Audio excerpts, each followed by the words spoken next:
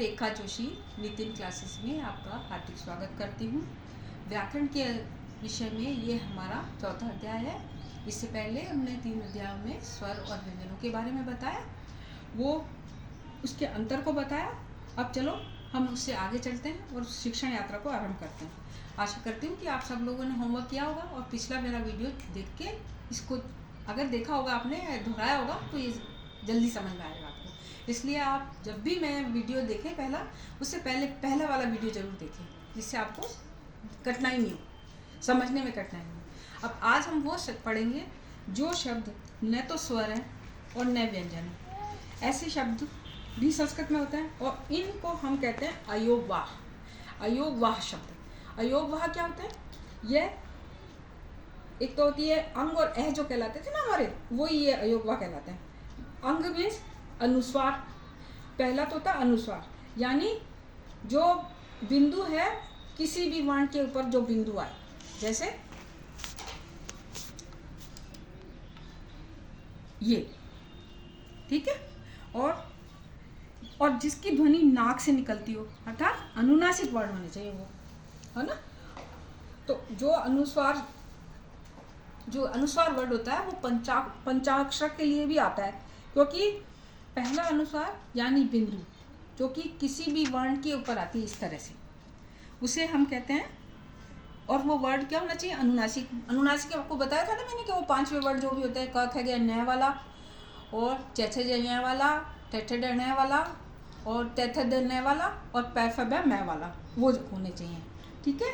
अब जब भी हम देखते हैं कि किसी शब्द को, तो हमें उसी ही का पंचाक्षर देना होता है।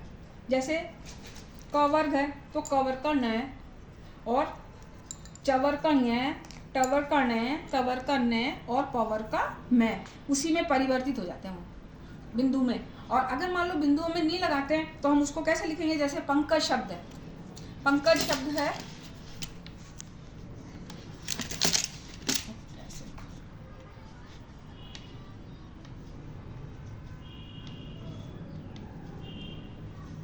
पंकज शब्द है, तो इसको हम ऐसे भी लिख सकते हैं, प न क और ज, ठीक है। आगे समझना, पंकज को हम ऐसे लिख सकते हैं, ये न ऐसे लगा सकते हैं। इसी तरह से अगर हम चंचल शब्द लिखते हैं तो या तो बिंदी लगा दी च पे, और अगर बिंदी हम नहीं लगाते हैं तो उसका 5वां वर्ण लेना होगा, इस तरह से। और टंकार जैसे शब्द है तो टंकार में ये वो न लगाना पड़ेगा जो हम ट के एंड में लगाते हैं, है ना।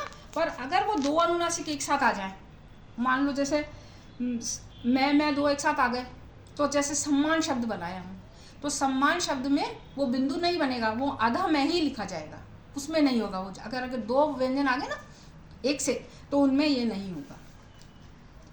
अब अच्छा, अब क्या है?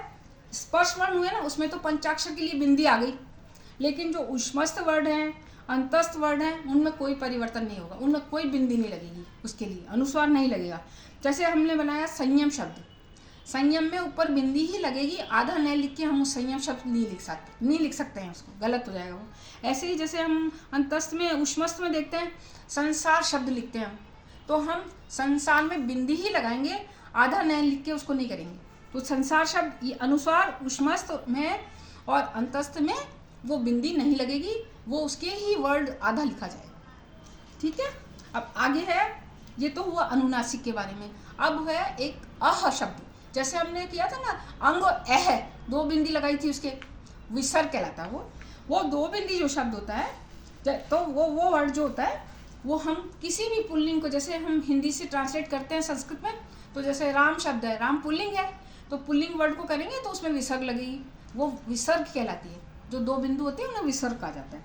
और कुछ शब्द ऐसे होते हैं जो पहले से ही विसर्ग लगे हुए होते हैं, तो ऐसे जैसे प्रातः है, हम प्रातः काल भी लिखेंगे तो 2 बिंदी ही लगाएंगे बीच में, पुनः है और अंतः है, अतः है, इन सब में हम बिंदी ही लगाएंगे। अगर स्पर्श वर्ड सामने होगा तो ही परिवर्तित होगा, इनमें कोई परिवर्तन नहीं होगा। ये हुआ इनकी बात। अब लेकिन इसी में भी क्या होता है, द्वित्व शब्द भी होते हैं, 2 बार जैसे आ जाते हैं। अब 2 बार दया, जैसे प्रदत्त शब्द हुआ, उसमें 2 बार तय आया, तो उसमें हम तय को तय आधा ही लिखेंगे, उसको हम मिलाएंगे नहीं, उसमें आधा तय और तय, इसी तरह से लिखा जाएगा, ठीक है। अच्छा, अब क्या है विसर्ग।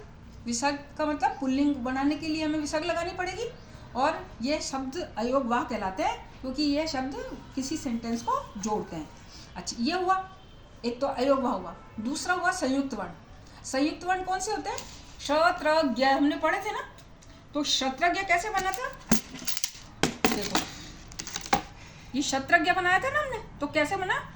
क और श मिला तो क्षय बना, कक्षा वाला क्षय। त्रय शब्द है तो तय और रे मिला, है ना। श शब्द है तो श और रे मिला। दे शब्द है जैसे आद्य, अद्य, दे है तो उसमें दे और ये मिला। और ध युद्ध शब्द आता है तो उसमें दे आधा और ध आधा। इसी तरह प्र, पे आधा और रे आधा। प्र लिखते हैं ना प्रसाद वाला, वो वाला। ये हुआ संयुक्त व्यंजन। शत्रज्ञ कहलाता है संयुक्त व्यंजन। इस तरह से हम व्यंजनों को, पहला हमने पढ़ा स्पर्श वर्ण, ऊष्मस्थ, अंतस्थ, फिर पढ़ा हमने अयोगवाह, और तीसरा इसी अयोगवाह संयुक्त वर्ण। समझ में आ गया आपको? तीनों समझ में आ गए? आप अच्छी तरह इसको लर्न करना और फिर बताना। और जैसा मेरा ये वीडियो आपको कैसा लगा इसके बारे में मुझे ज़रूर फीडबैक देना, जिससे मैं इसके अंदर हुई कोई गलती हो या हो जो भी वो मुझे ज़रूर बताना आप, है ना। आज के लिए इतना काफ़ी। नमस्कार।